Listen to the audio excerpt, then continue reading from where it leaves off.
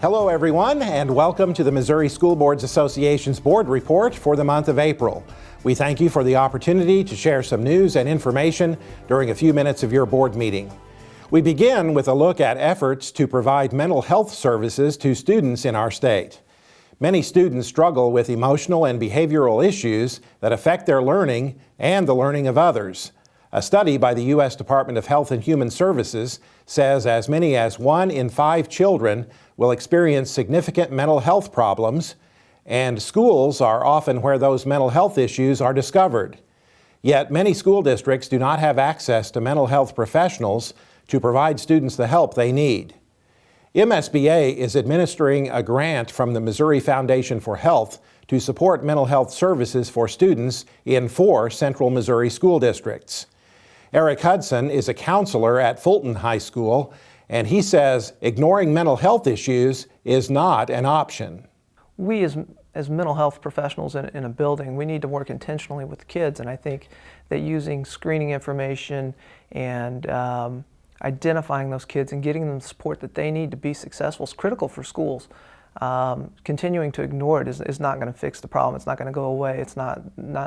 There's not going to be a special teaching method that you're going to use that all of a sudden your kids that are affected are going to all of a sudden start to achieve. You have to identify those problems and deal with those problems and help those kids and those families deal with those problems in order for them to achieve to their highest ability. The programs being developed in the 4 school districts are unique to each district's need. The goal is to develop mental health support models that can be adapted in other school districts throughout the state. An updated study by the Missouri Alliance for Arts Education shows a positive relationship between student participation in fine arts programs and student achievement in other academic areas, including performance on standardized test scores and attendance rates. Arts education was highlighted during the recent Fine Arts Education Day at the Capitol in Jefferson City. Students from school districts throughout the state had a chance to demonstrate their participation in vocal and instrumental music, dance groups, theatrical presentations, and other fine arts activities. Danny Bitter is a senior at Melville High School near St. Louis. He has become a national advocate for arts education following his support of a local ballot measure to build a new auditorium in Melville. He says the arts are an essential part of a school district's curriculum.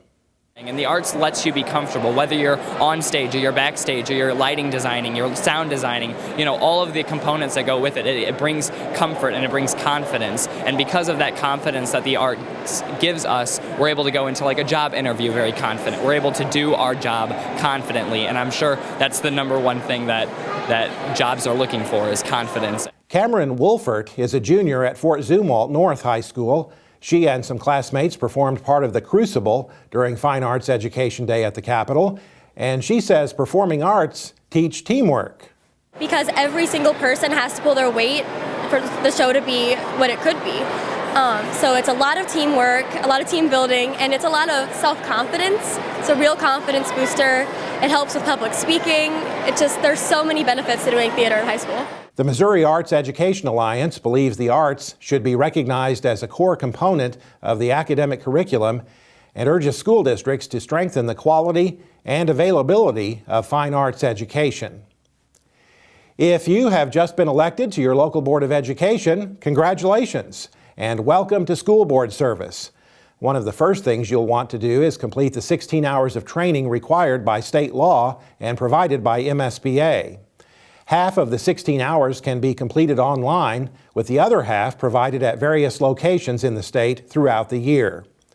Visit the MSBA website for a complete schedule of training opportunities. There is no cost to participate in the required training. Be sure to attend the MSBA Spring Regional Meeting in your area of the state. Those meetings will be held in April and May and will feature a presentation on the new Every Student Succeeds Act. Also, mark your calendar for the annual MSBA Leadership Summit to be held June 4th and 5th at the Lake of the Ozarks. Registration information for that event is posted on the MSBA website. That's it for this month's edition of the MSBA Board Report. Thanks for allowing us to have some time at your board meeting, and so long from Columbia.